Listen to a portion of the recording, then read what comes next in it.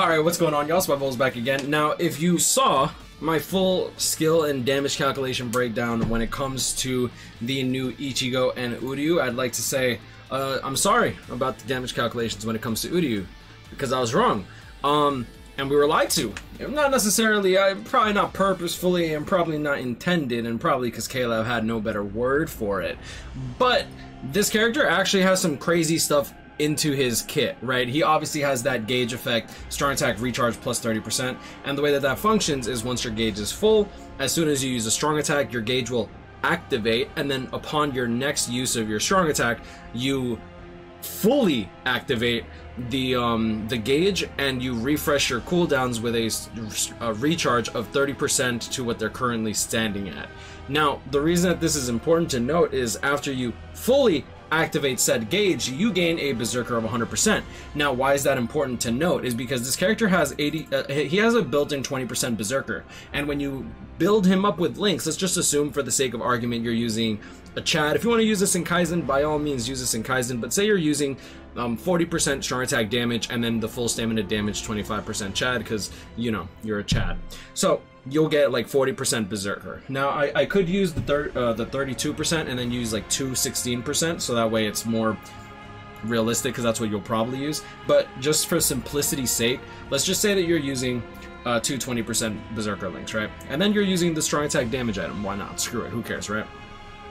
Now this character would get roughly between 60% berserker or 80% berserker depending on the accessories that you use. Now, this is where stuff gets crazy. As soon as his gauge activates, you get 100% berserker. So you would get, instead of the 60 or 80%, you would get 160% or 180%, but that's a lie. Because that 100% berserker doesn't function like a normal berserker. It functions like this skill right here. The speed attribute character strong attack damage plus 20%. And the reason that that's important is because that actually gets multiplied in. So instead of getting a damage increase of roughly, I believe it was like 30%, something like that, like usually, no, it was 55%. So his damage calculations would end up going up by 55%. I actually have let me actually pull this up, because fortunately I did actually post all this in my Discord.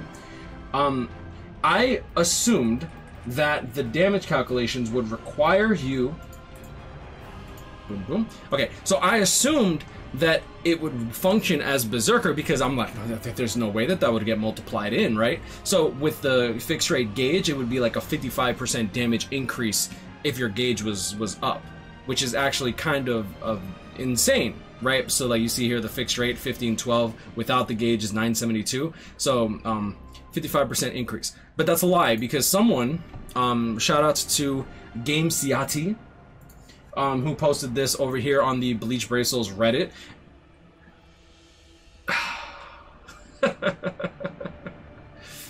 Gauge strong attack damage is multiplicative. This is not additive to the normal berserker. This functions differently.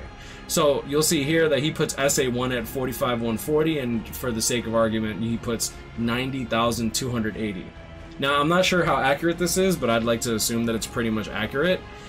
And that would mean that instead of getting 160 to 180% berserker, it goes, let's just say we're using 60% berserker, we're just using 240% links, and then we're going to use the T, bait, and pill, right? Well, not really T, because it's you know, it's a human Quincy item, right? So with that, this character is going to have the berserker 20%, the 40% from the links, we're not going to give him an accessory that gives him strong attack damage. So he's going to have the 60% berserker, plus his frenzy plus 2, plus his speed attribute character strong attack damage plus 20%, and then he's going to get plus 100% damage. And that's not even counting in the fact that you're probably giving him full stamina damage boost too. This character, literally, during the effect of the gauge, he doubles his damage for 10 seconds.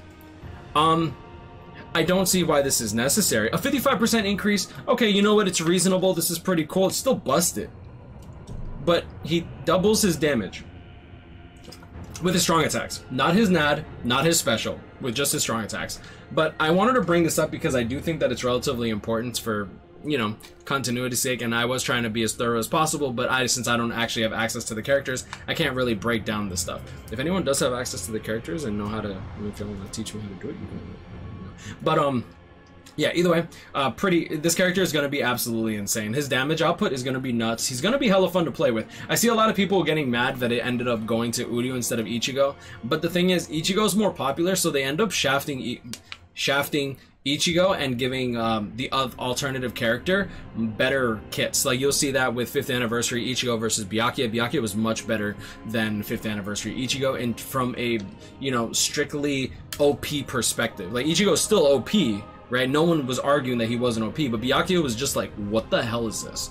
Right? And we saw that with 6th anniversary Aizen versus Artworks Ichigo. Artworks Ichigo, we see him, he's like, wow, this dude's broken. I don't see how this character could be beat. And then 6th anniversary Aizen comes out, and then 6th anniversary Aizen literally nuts inside Ichigo's butthole.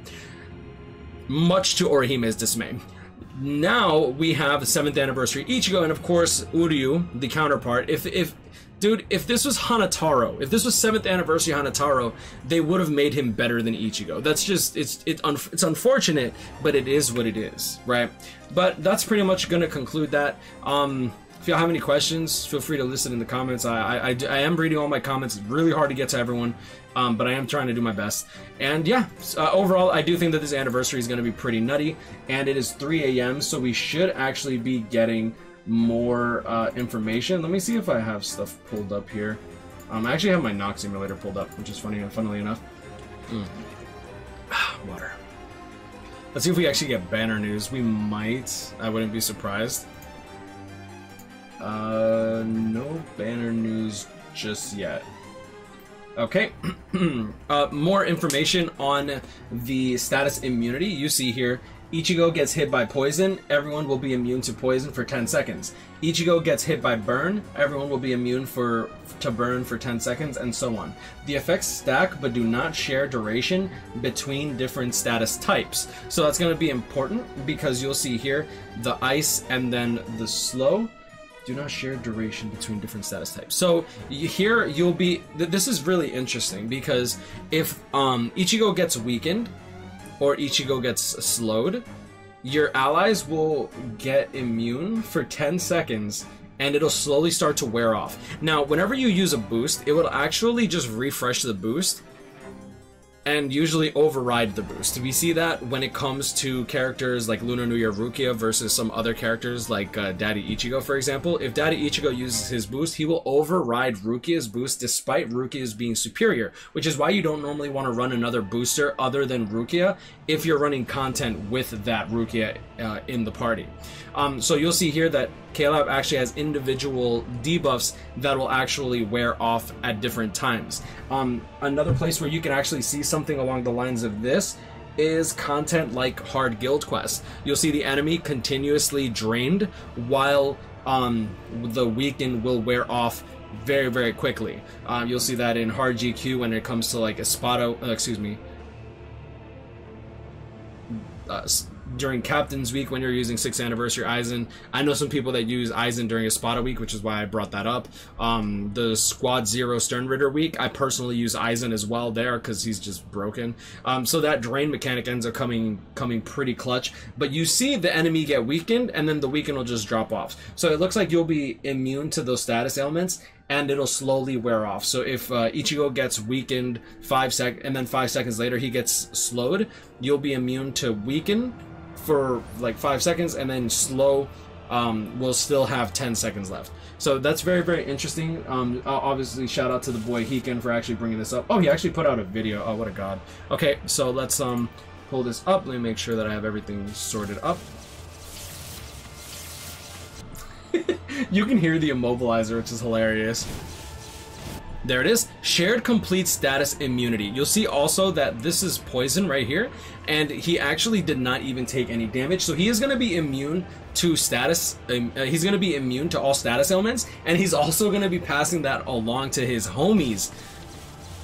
And when he swaps, you'll see here that you actually have access to the poison immunity, so you'll actually know when you're immune to it and when it falls off. You might have to keep an eye out on that, but for the most part it looks like it's going to be really clean. Now I wonder if there's a cooldown. There was a 61 seconds, right? So I'm assuming that this lasts for, the immunity lasts for 10 seconds and then it'll wear off after 61 seconds. Yo, this Uryu looks so clean. So there's that. Boom. That was definitely under 61 seconds. Holy crap. Okay, so the 61 seconds doesn't matter. And literally just heals the Uryu. So so Ichigo, you're just gonna want to stand in the puddles. What the hell? Yo, that's so good.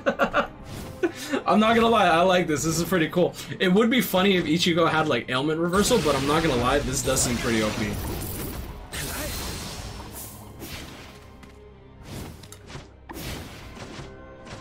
Yeah, Uryu gets his immunity back. I like how he just gets hit and then he's like, I'm done with this video. So obviously shout out to the boy Hiken. If you haven't checked out his page, highly recommend you do. He does a lot. He does better showcases than K-Lab, alright? But don't tell K-Lab I said that. I'm not trying to get yeeted deleted, you know what I'm saying? I'm already on Tide Kubo's doodle list, so it is what it is. But I'm gonna leave it at that. You guys grind on, catch up, him, stay blessed. Like, comment, and subscribe if you're new. Yeah, so I'd like to give a huge thanks to Envy for putting me onto this image. Shout out to Game Ziadi. If this is accurate, this is actually really, really crazy. And then, of course, shout out to Hiken as always. And, of course, shout out to Soldex. For those that don't know what website this is bbs-simulator.com. The best website to get your, not just information if you're not sure about characters, but like if you're a content creator, you can literally pull the artwork, the dialogue artwork, which is really cool. You have your builder, so you can actually build your characters based on Ichigo, right? You can be like, alright, cool, I want to build him. How much damage would he deal? This and that. The characters list, epic raids, what you need to know about that, guild quests, image. Not really sure about the image builder. I actually haven't really looked at this.